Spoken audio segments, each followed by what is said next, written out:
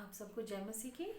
आज के अध्ययन को हम शुरू करते हैं और आज का अध्ययन हम जो करेंगे उसका विषय है विश्वास। हमने कई बार इस विषय में चर्चा की है, स्टडी की है, पढ़ा है, कई बार पढ़ा है, लेकिन इसके बावजूद हम जब भी विश्वास की खोज में निकलते हैं तो और भी कई नई बातें हमें पता चलती हैं और कई तरीके से हमें प्रोत्साहन भी मिलता है।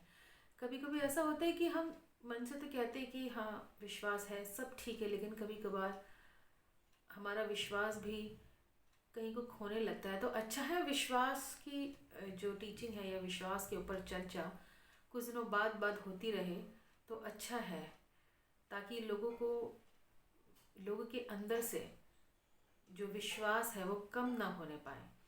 तो इसीलिए हम विश्वास के ऊपर कुछ दिनों बाद ही अलग तरीके से, नई तरीके से इसको हम लाते हैं, ताकि सबके अंदर ये विश्वास जो है वो काम करे प्रभु के वचन के अनुसार या प्रभु के वचन से। तो आज हम इस विश्वास का जो हमारा विषय है इसके लिए हम पढ़ेंगे हबक्कुक की पुस्तक से। आज हम पढ़ेंगे, पुराने नियम की पुस्तक है हबक्कुक। हबक्कुक जो है वो परमेश्वर का एक नबी था और वो परमेश्वर की ओर से भविष्यवाणी किया करता था। ये उस समय की घटना के बारे में बताया जा रहा है जब बेबीलोनियों का अत्याचार इजरायलियों के ऊपर बहुत ज़्यादा पड़ गया था और निर्दोष के ऊपर वो लोग घात कर रहे थे और उनको तुच्छ जानते हुए उनके साथ काफ़ी गलत व्यवहार किया जा रहा था। और जब एक सहन की जब इंतहा हो गई, एक सहन का आप कह सकते हैं कि इतना पल्ला भारी हो गया कि सहन से बाहर होने लगा, तब हबक्कुक ने अपने लोगों के लिए यानी कि अपने सारे भाई बहनों की तरफ से परमेश्वर की ओर अपने मुख को करते हुए उससे प्रार्थना की, पूरे हृदय के साथ प्रार्थना की और परमेश्वर से बात की। आइए हम देखते हैं कि उसने ऐसी पीड़ा में रहकर प्रभु से क्या कहा और उसके बाद परमेश्वर ने उसे क्या जवाब दिया। हम ये पढ़ेंगे, हम ये देखते हैं हबक्कुक की पुस्तक अध्याय 1। हम पढ़ेंगे 13 से। आप इस पूरे अध्याय को, इस पूरी पुस्तक को आप अपने घर पे अध्ययन कीजिएगा। आज हम पढ़ते हैं, बस थोड़ा सा कुछ अंश पढ़ेंगे हबक्कुक की पुस्तक अध्याय 1 का 13वां पद से देखेंगे हम।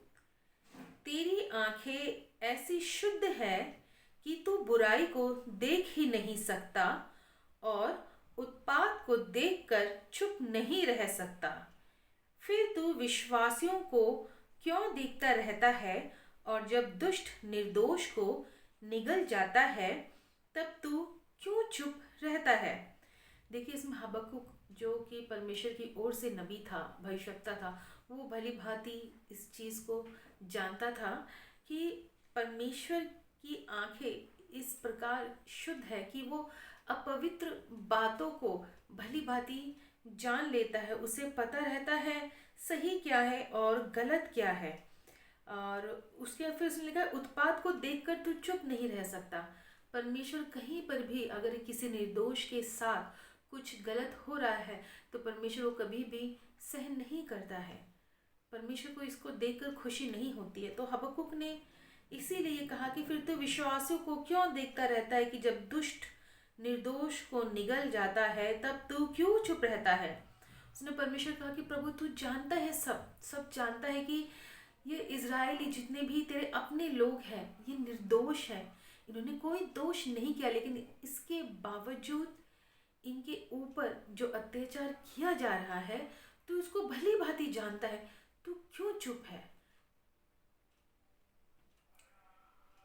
ऐसे ही कुछ परिस्थितियां जो हबक्कुक ने अपने लोगों के लिए परमेश्वर के सम्मुख रखी हैं। हम सबके जीवन में भी ऐसी कई बार ऐसी परिस्थितियां आती है जब हम ऐसी परिस्थितियों से जूझ रहे होते हैं कि हम भी परमेश्वर से एक सवाल करते हैं कि प्रभु तू सब कुछ देख रहा है कि मैं इस हालत में हूँ, कई दिनों से, कई महीनों से मैं इस जिस स्थिति में हूँ मैं निकलने की कोशिश कर रहा हूँ लेकिन नहीं निकल पा रहा, क्योंकि जिसने मुझे घात किया है उसे तू जानता है, तू मुझे क्यों ऐसे हालत में पड़े रहने देता है। या हो सकता है हम अपने बच्चों के लिए परेशान हैं। हम सोच रहे हैं, हम सोचते हैं कि आखिर हमारे बच्चे कब सुधरेंगे, या उनकी पढ़ाई को लेके आप परेशान हैं, या आप अपने घर के परिजनों को लेके परेशान हैं, या कोई अपनी नौकरी में इस प्रकार जूझ रहा है कि उसे ना चाहते हुए भी उसे एक मजबूरी बन गई है नौकरी करना, कि मुझे करना ही है। वो उसे एक बोझ समान लग रहा है और वो लगातार प्रार्थना कर रहा है कि प्रभु तू मुझे कब निकालेगा यहाँ से। और हो सकता है कि किसी का कोई अपना या वह स्वयं खुद भी ऐसी बीमारी की चपेट में हो जो कई दिनों से कोशिश कर रहा है, प्रार्थना कर रहा है, निकलने का, नहीं निकल पा रहा, छुटकारा नहीं मिल पा रहा, चंगाई नहीं मिल पा रही। हम में से हो सकता है कईयों के जीवन में ऐसा हो रहा हो। आप जो इस समय देख रहे हैं, आपके जीवन में भी कोई ना कोई ऐसी परेशानी हो सकती है जिससे आप कई दिनों से जूझ रहे हैं, या कई ऐसे सवाल हैं आप जवाब मांग रहे हैं, प्रभु मैं कब इन सारी चीज़ों से निकलूंगा। और मानो आपके सामने ऐसा पल आ चुका है कि अब आप कह रहे हो कि प्रभु बस, अब बस, अब बहुत हो गया, क्योंकि मैं नहीं कर पा रहा, मैं और सहन नहीं कर पा रहा। तू कहाँ है प्रभु, जो तू मुझे नहीं देख सकता? मैं तुझे पुकार रहा हूँ।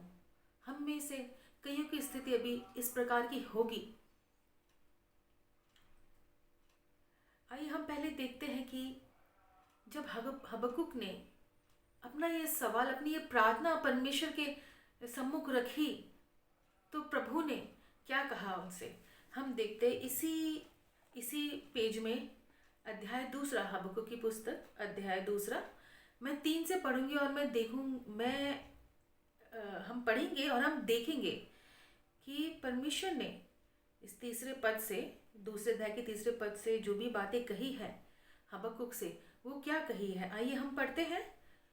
क्योंकि इस दर्शन की बात नियत समय में पूरी होने वाली है, वरन इसके पूरे होने का समय वेग से आता है।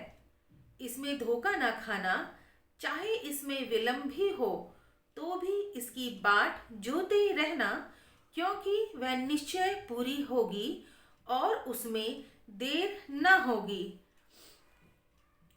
हम चौथा पद भी पढ़ लेते हैं। देख उसका मन फूला हुआ है, उसका मन सीधा नहीं है, परंतु धर्मी अपने विश्वास के द्वारा जीवित रहेगा।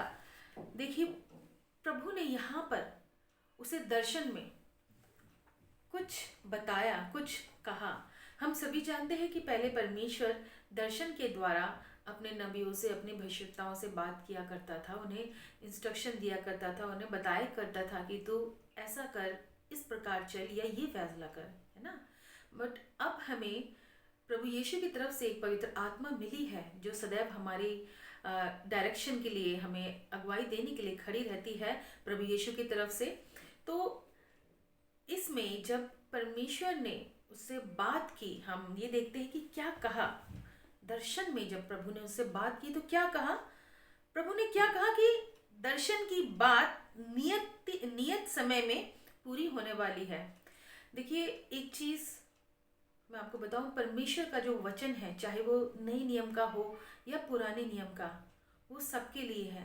हालांकि ये कुछ पंक्तियां, ये कुछ पद इजरायलियों के लिए कहे गए हैं, लेकिन ये वचन हम लोगों के लिए भी हम लोगों पर भी होते हैं, लागू होते हैं, क्योंकि परमेश्वर का वचन सबके लिए एक है। आइए हम इन पदों को पढ़ते हैं। हम देखते हैं कि इसमें परमेश्वर ने उनके लिए क्या कहा। सिर्फ उनके लिए नहीं, इसमें हमारे लिए भी एक मैसेज है परमेश्वर का। आइए देखते हैं हम इसको। क्योंकि इस दर्शन की बात नियत समय में पूरी होने वाली है, वरन इसके पूरे होने का समय वेग से आता है। देखिए सबसे पहले वाली पंक्ति में परमेश्वर ने क्या कहा है कि इस दर्शन की बात, यानी कि मैं जो तुझे कह रहा हूं, मैं जो तुझसे बात कर रहा हूं, मैं जो तुझे कह रहा हूं, मैं तुझे बता जो रहा हूं, वो नियत समय में पूरी होने वाली है। यानी कि परमेश्वर जब हमसे कोई वादा करता है या कुछ हमसे कहता है, तो उसका पूरा होने का एक समय होता है। हम ये तो जानते हैं ना, ये पूरी बाइबल परमेश्वर की बातें हैं, इसमें परमेश्वर की इच्छाएं लिखी है, इसमें परमेश्वर ने हमें इंस्ट्रक्शन दिए है, प्रभु यीशु ने हमें बताया है कि तुम ऐसे चलो, ऐसे करो, मैंने तुम्हारे लिए ये सब सोचा है, इसके अनुसार तुम आगे बढ़ो।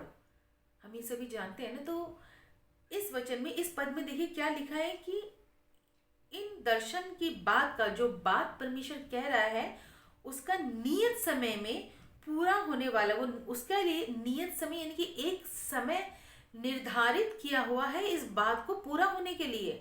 परमेश्वर कह रहे हैं कि एक बात, इस बात को निर्धारित समय में पूरा किया जाएगा, वरन इसके पूरे होने का समय वेग से आता है। और इसके बाद क्या लिखा है, इसमें धोखा ना होगा। पहली बात परमेश्वर ने क्या कही कि जो बात मैं तुझसे कह रहा हूं, वो एक जो समय ठहराया है मैंने, उस समय में वो पूरी होगी।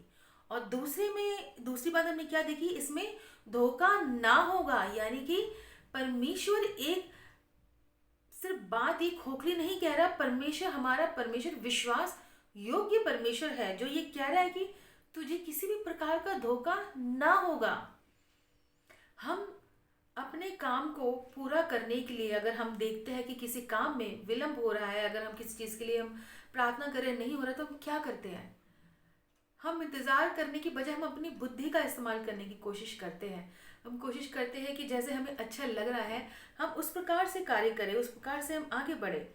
और तब क्या होता है, जब भी हम अपनी बुद्धि का इस्तेमाल करते हैं, जब भी हम अपने हिसाब से सोच कर आगे बढ़ते हैं, तो हम धोखा खाते हैं। लेकिन परमेश्वर क्या कह रहा है, परमेश्वर हमसे कह रहा है कि इसमें धोखा ना होगा। जो बात मैंने पूरी होने के लिए, जो बात समय के पूरी होने पर होगी, उसमें धोखा नहीं होगा। और इसके आगे देखिए क्या लिखा है, चाहे इसमें विलंब भी हो, चाहे हो सकता है कि इसमें कुछ टाइम लगे, हो सकता है कि वो समय थोड़ा सा दूर हो, जो समय मैंने निर्धारित कर रखा है इस बात को पूरा होने के लिए, हो सकता है वो समय होने के लिए भी टाइम हो, तो भी उसकी बाट जोहते रहना, क्योंकि वह निश्चय पूरी होगी। क्या लिखा है, तो भी उसकी बाट जोहते रहना। प्रभु हमसे कह रहे हैं कि अगर कोई भी बात पूरी होने में विलंब हो रही है, अगर वो समय निकट नहीं आ रहा, अभी भी उसमें बाकी है उस समय का पूरा, उस बात का पूरा होना, तो तुम्हें क्या करना है, अपनी बुद्धि का इस्तेमाल नहीं करना, अपने हिसाब से नहीं सोचना। ना इसमें ये लिखा है कि भाई तुम किसी मनुष्य के पास जाओ, नहीं ये लिखा है कि तुम अपने घुटने टेक दो किसी और ही किसी के सामने कि भाई मुझसे नहीं हो पा रहा। इसमें ऐसा नहीं लिखा है। परमेश्वर ने कहा है कि उस समय की बाट जोहते रहे, जो समय काल में मैंने पूरी होने के लिए ये बात को रखा है।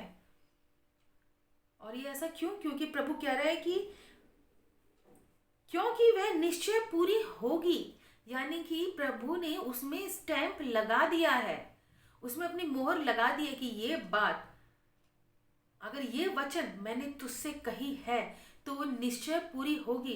इससे तू मत घबरा, इससे तू मत डर।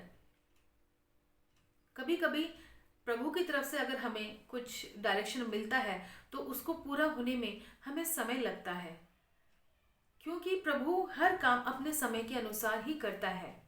अगर हम यशायाह भविष्यवक्ता की पुस्तक 55 अध्याय का 8वां और 9वां हम पद पढ़ते, उसमें लिखा है कि हमारी गति और परमेश्वर की गति में बहुत फर्क है, हमारी बुद्धि और परमेश्वर की बुद्धि में बहुत फर्क है। परमेश्वर अपने हिसाब से सोचता है क्योंकि वो परमेश्वर है।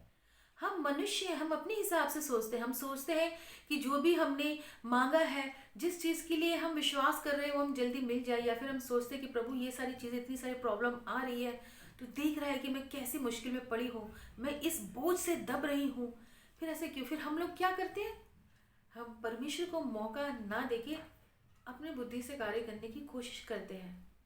परमेश्वर से मांगने के बावजूद भी हम अपनी परेशानियों का हल इधर उधर ढूंढते हैं।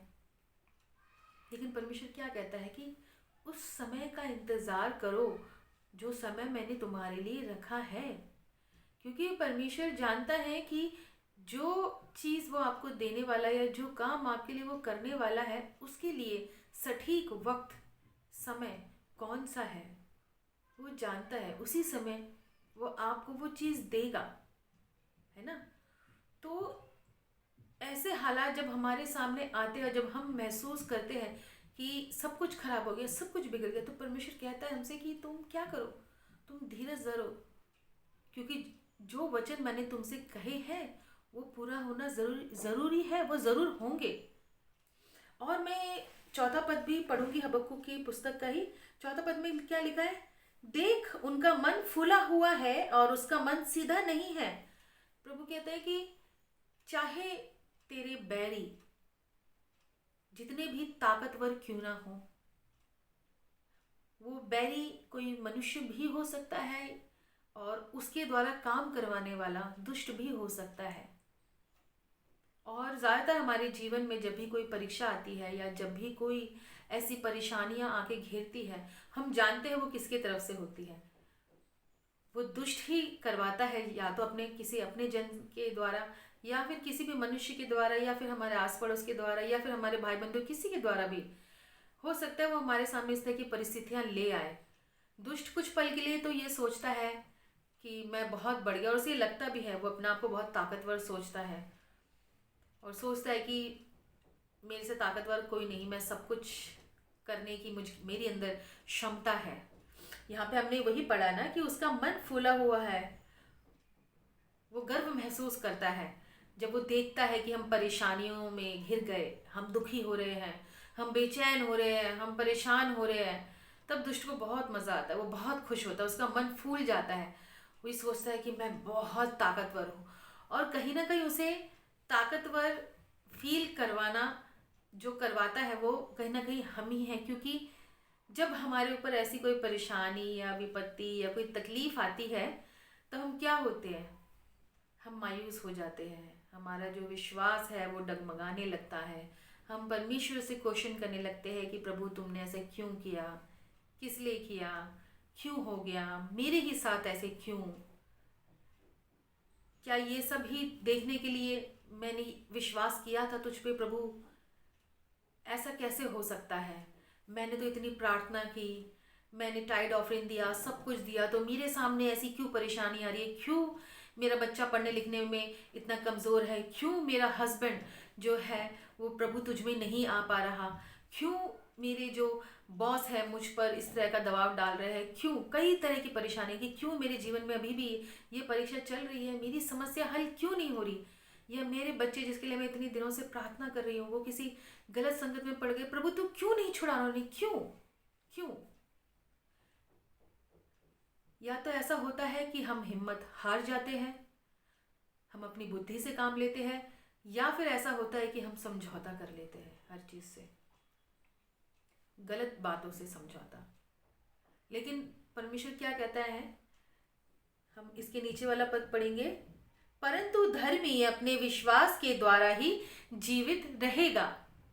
जब जब दुष्ट हमारे जीवनों में ऐसी समस्याएं, ऐसी परेशानियां लाता है और हम जब दुखी होते, मायूस होते, ये आप याद रखिए कि वो बहुत खुश होता है, उसे बहुत खुशी मिलती है, क्योंकि वो अपने आप को बहुत ताकतवर महसूस करता है। लेकिन अगर एक धर्मी जन, जैसे प्रभु ने कहा है, धर्मी जन अपने विश्वास के द्वारा जीवित रहेगा। अगर आपका विश्वास उस समय भी अटल है कि नहीं, चाहे परिस्थितियां कैसे भी हो, मेरा परमेश्वर सब कुछ करने में सामर्थ्य परमेश्वर है, उसके अंदर वो सारी चीज़ें हैं जिससे मैं उस पर विश्वास कर सकता हूँ, जो मेरे लिए वो सब कुछ कर सकता है। आपके अंदर अगर ये विश्वास है कि आप आंख बंद करके अपने परमेश्वर पे विश्वास करते हैं, तो वो सारी चीज़ें जो आप चाहते हैं प्रभु आपके लिए करेगा। क्योंकि इस प्रभु का क्या वादा है? कि प्रभु का वादा है कि धर्मी जन कैसे जीवित रहेगा? विश्वास करने के कारण जीवित रहेगा। चाहे दुष्ट उसके साथ कैसा भी सलूक क्यों ना कर ले, चाहे वो कितनी बीमारी में पड़ा हो, चाहे परेशानी में पड़ा हो, चाहे उसकी परिस्थिति कैसे भी हो, अगर धर्मी जन का विश्वास मजबूत है तो कभी भी दुष्ट सफल नहीं हो पाएगा, उसे हारना ही पड़ेगा। हम अब्राहम को जानते हैं, परमेश्वर ने उसके लिए कहा है कि विश्वास के द्वारा ही अब्राहम धर्मी ठहरा। जब जब परमेश्वर ने उसको जो जो करने को कहा उसने वही किया। उसने कभी भी कोई क्वेश्चन या कुछ चीज़ नहीं कही परमेश्वर से, वो वही करता रहा। जबकि परमेश्वर उसके जीवन में परमेश्वर उसके जीवन में एक बहुत बड़ी परीक्षा लेकर आया था। जब परमेश्वर ने उसकी इकलौती संतान को मांगा था, तब भी वो नहीं हिचका। उसने अपने पुत्र को परमेश्वर के आगे बलि करने के लिए वो तैयार हो गया था। वो हर बात में, हर समय विश्वास योग्य ठहरा था। वो कभी नहीं झिझका और अपने इसी विश्वास के कारण वो परमेश्वर का धर्मी जन बना। विश्वास के कारण धर्मी जन। एक छोटा सा और वचन मैं आपको दिखाना चाहूँगी। इब्रानियों की पत्री का 10वां अध्याय का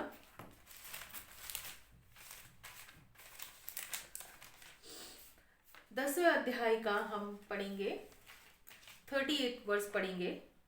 चलिए हम 37 से ही पढ़ते हैं, देखते हैं। क्योंकि अब बहुत ही थोड़ा समय रह गया है, जबकि आने वाला आएगा और देर न करेगा। और 38 में लिखा है, पर मेरा धर्मी जन विश्वास से जीवित रहेगा, और यदि वह पीछे हट जाए तो मेरा मन उससे प्रसन्न न होगा।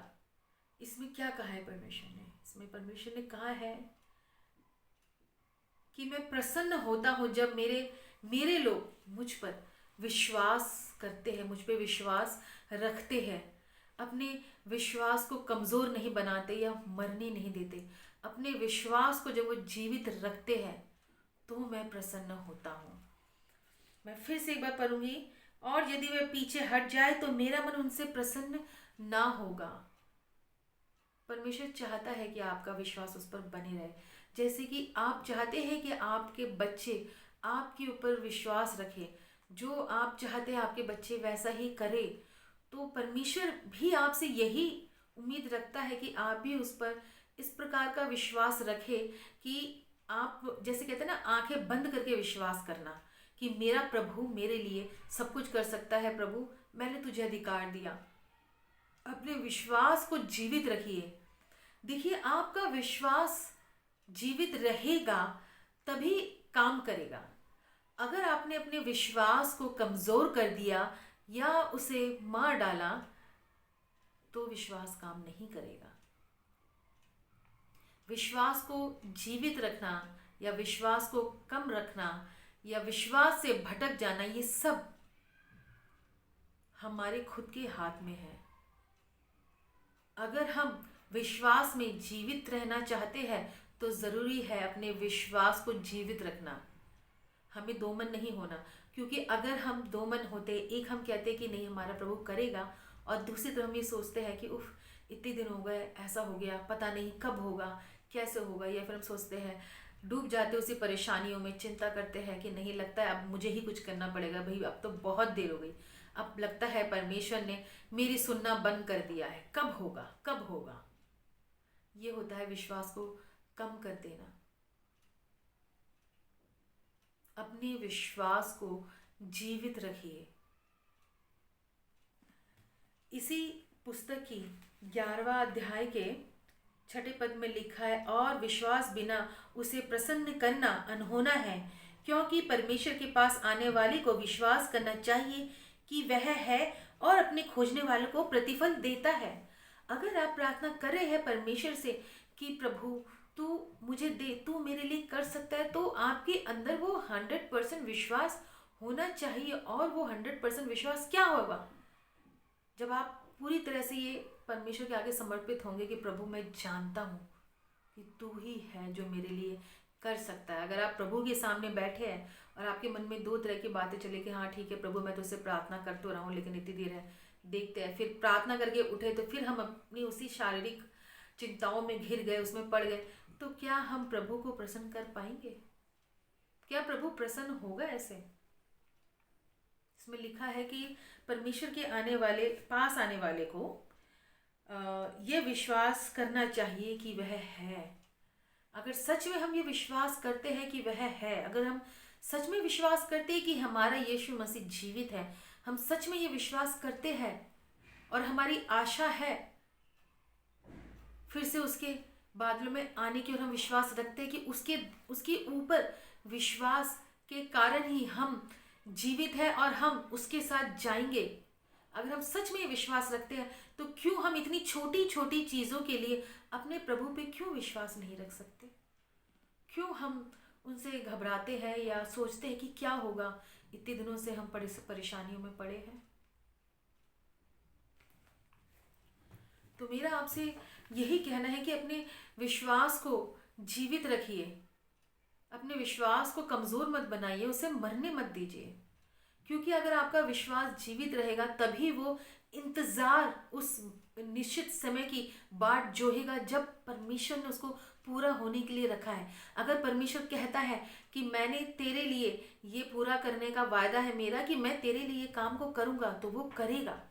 अगर परमेश्वर कहता है कि तू मेरे वचन पे चल, मैं तेरे लिए सारी मुश्किलों को आसान करूँगा, तो वो करेगा। अगर परमेश्वर कहता है कि मैं तुझे चंगाई दूंगा, तो वो देगा। वो देने वाला परमेश्वर है। और ये सारी बातें हमारे पवित्र शास्त्र में लिखी है, जिसने उसमें कहा है कि तू अगर मेरे वचन पे पूरी ईमानदारी से चलेगा तो जो तू चाहता है मैं तेरे लिए करूँगा। हमें ज़रूरत है क्या? उसके वचनों को फॉलो करने की। उसने कहा फॉलो मी, मेरे पीछे चलो। हमारे प्रभु यीशु मसीह ने कहा है। तो सारी जो भी तेरी परेशानियां हैं मैं उसका हल करूँगा। फिर क्यों हम इतनी चिंता करें और क्यों हम उसमें इतना अपनी चिंताओं में डूब जाए कि हम फिर खुद परेशान में घुल मिल जाए और उसके बाद फिर हमारा विश्वास क्या हो जाए, हमारे विश्वास का दी एंड हो जाए। ऐसा नहीं। क्योंकि एक बात याद रखिएगा, हम विश्वास के द्वारा ही हमने ये जीवन पाया है, जो अनंत जीवन हमने पाया है, जिस स्वर्ग राज्य के हम अधिकारी हैं, हम वारिस हैं, वो विश्वास के द्वारा ही है। इसलिए अपने विश्वास को जीवित रखिए और परमेश्वर के उस समय का इंतज़ार कीजिए जब परमेश्वर ने उसको पूरा होने के लिए निर्धारित कर रखा है। उस समय का इंतज़ार कीजिए, लेकिन कैसे? धीरज के साथ उसका इंतज़ार करके।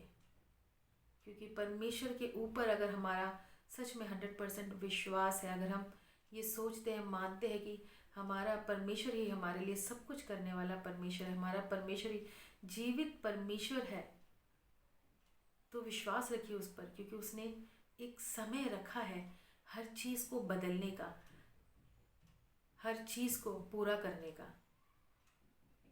उस पर विश्वास रखिए। तो आज से हम सभी एक काम करेंगे कि हम अपने विश्वास को डेली और मजबूत करेंगे। प्रत्येक दिन अपने विश्वास को हमेशा जीवित रखेंगे और उस समय का इंतज़ार करेंगे, अपनी बुद्धियों का इस्तेमाल ना करके कि भविष्य में मेरे क्या होगा या क्या मेरे फ्यूचर में लिखा है, या जो भी हमारी परेशानियां हैं, उन सारी चीज़ों के लिए अपनी बुद्धि ना लगाकर परमेश्वर की समय का हम इंतज़ार करेंगे कि परमेश्वर ने कब वो समय रखा है।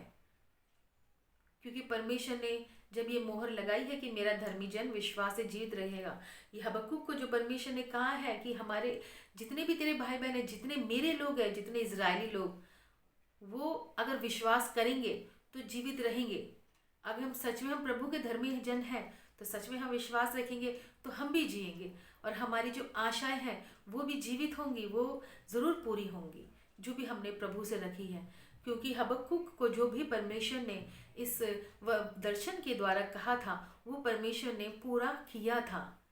वैसे ही प्रभु यीशु भी हमारा परमेश्वर, वो भी हमारे लिए जो बातें उसने हमारे लिए रखी है वो निश्चय वो पूरा करेगा। क्योंकि उसने अपनी बातों के द्वारा हमारी जो भी इच्छा है, आशा, उसमें उसने स्टैंप लगाया है। उसने कहा है कि मेरा धर्मी जन विश्वास से जीवित रहेगा, या विश्वास से अगर हम जो कुछ मांगेंगे तो वो हमें निश्चय देगा। तो आज से हम यही करेंगे, हम अपने विश्वास को जीवित रखेंगे, क्योंकि परमेश्वर अपने समय में हम में से हर एक के लिए काम करेगा।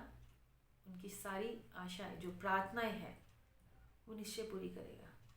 परमेश्वर आप सबको आशीष दे। जय मसीह की।